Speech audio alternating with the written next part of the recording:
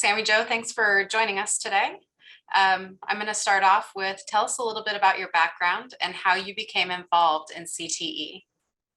Well, my CTE exposure and experience started at a very young age. My father is actually also an agriculture education teacher, so I can remember back to my childhood traveling with him to home visits, project visits in the summer, going to fair, and even just sitting on his classroom tables before and after school, interacting with his students. So I had a very early view and perspective of CTE.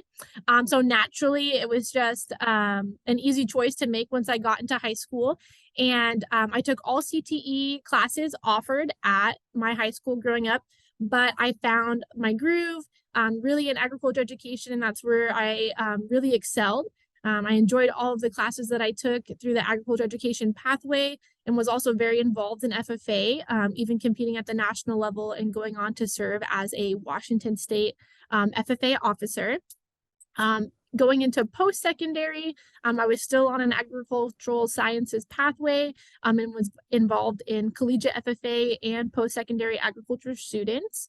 It wasn't my original degree path, though, to go into education. Thanks to the dual credit I earned in high school in my career and technical education classes, I actually finished ahead of time at my community college. And so I returned back home for a year to work in industry, which was really impactful. And it was during that time when I got to have a different perspective on my hometown ag program, where I got to serve as a mentor and also help as a chaperone and coaching some of their career and leadership development events. And I can pinpoint the exact date and time, the temperature, what I was wearing, where exactly I was standing when it hit me that I was going to be an agriculture education teacher.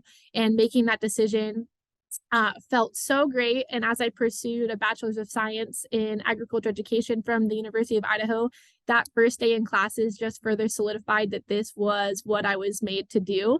And I just feel so much joy and passion in pursuing that. And so, like I said, it just feels so right. And I come to work every day always overjoyed and just excited to see my students and excited to be teaching what I am. And it just felt very natural. Great. And to follow up with that, what makes you passionate about CTE?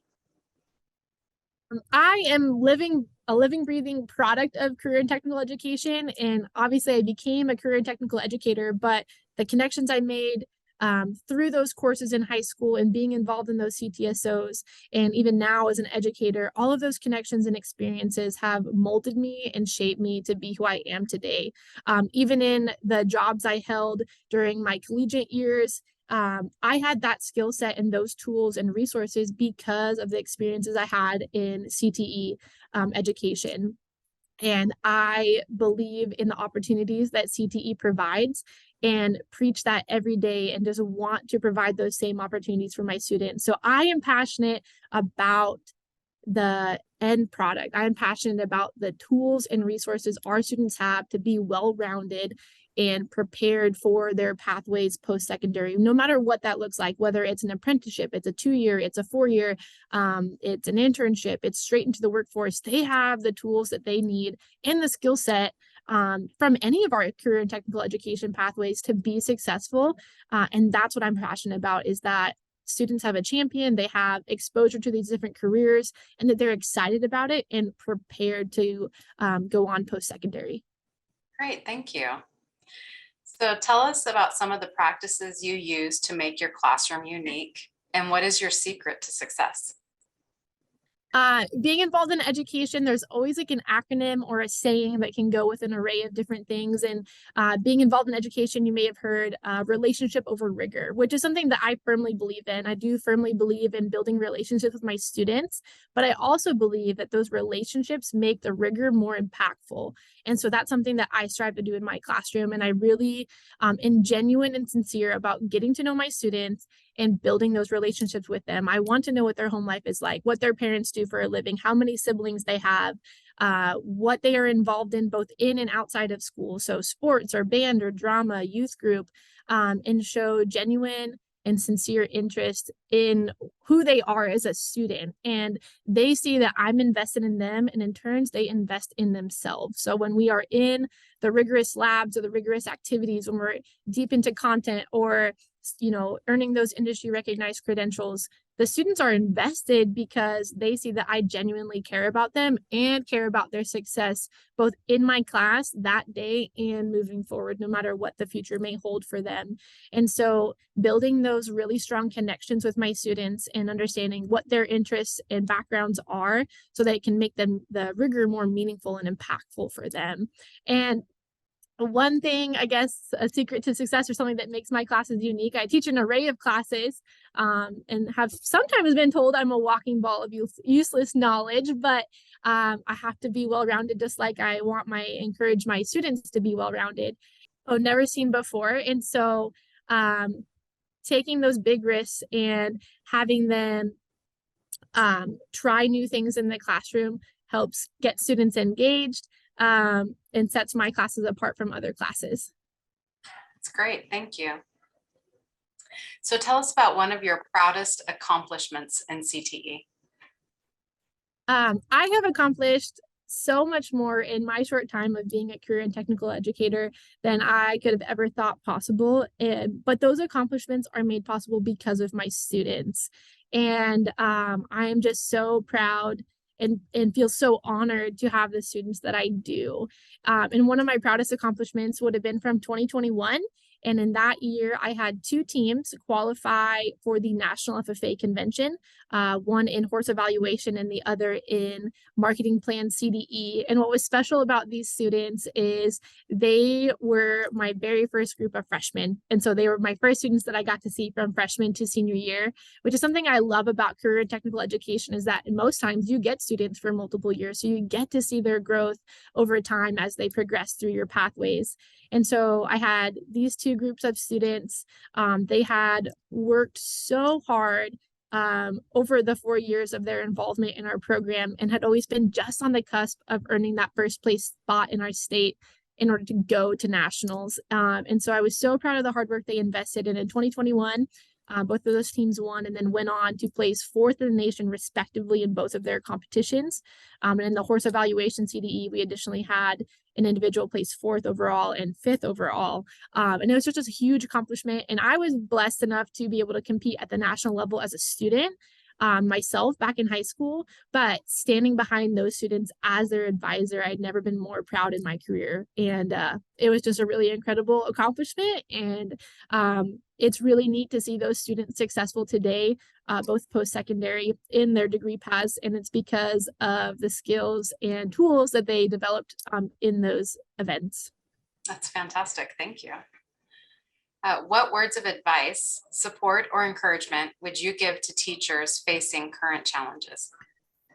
Being involved in education, there are always things changing, and that makes us as educators have to adapt and flex and relearn things that we thought we knew and just be on our toes always and do that to better serve our students. I mean, for those involved in education, you know that it's a very challenging career, but on the other side of that is also an extremely rewarding career that it's hard to put into words just how it makes us feel. And that's why we do it.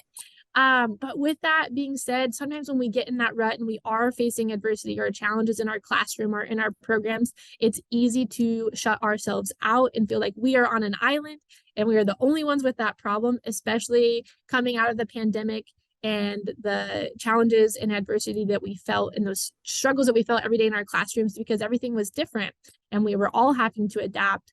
And it was really easy to just feel isolated and like we were the only ones with our problems. And so in those struggles, please know that there is an educator or a mentor or an advisor out there, whether in your building, in your area, in your state, or across the country that has endured or experienced what you have. And they probably have advice or a strategy to help you be successful. And I know that the individuals that I have reached out to when I've been feeling that way have always been so open and welcoming and encouraged me on because they had advice to give from their own personal experiences. And that's something I love about being involved in education is that you always have a team no matter where you go.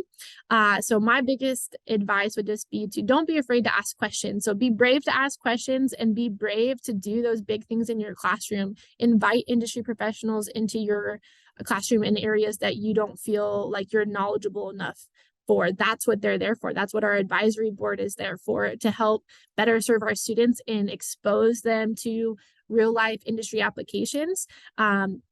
So be brave enough to ask those big questions, those scary questions, and bring people into your classroom that can better help you. That's great. Thank you, Sammy Jo. Is there anything else you'd like to share or say? I am just so honored to be represented for this award. It's still kind of sinking in. And it was so great to see the support both locally in my building and in my district, but also across the country.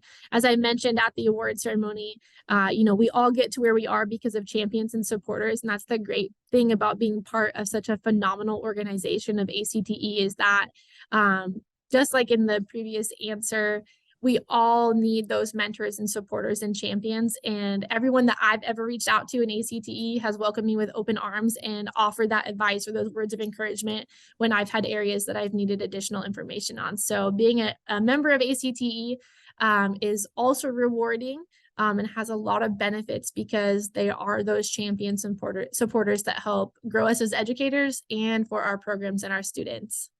Awesome. So you answered the what part of being an ACTE member do you value most? And what would you say to someone considering becoming a member, which is great because I forgot to ask it. So congratulations again. It's an incredible honor, and it's wonderful to have you representing your state, your region, and the nation as the new Teacher of the Year. Congratulations. Thank you.